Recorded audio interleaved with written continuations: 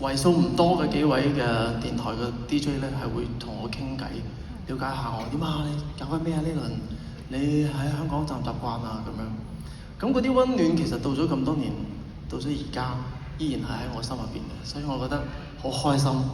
尤其老實講做呢一行，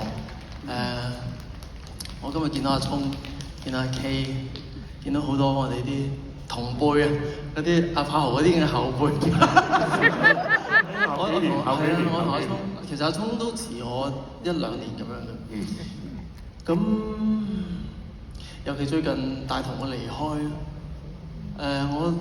我喺屋企好多日啊，我成個禮拜我都覺得有一種講唔出嘅失落同埋悲傷。咁所以係覺得好珍惜而家仲可以一齊成日見到面啦，一齊可以傾到偈啊，一齊可以坐埋一齊嘅好朋友。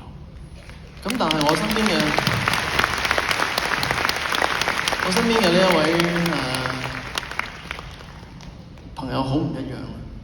喺我哋娛樂圈或者喺我哋無論係傳媒界啦、音樂界，其實努力係通向成功嘅唯一嘅一個捷徑嚟嘅，俾心機。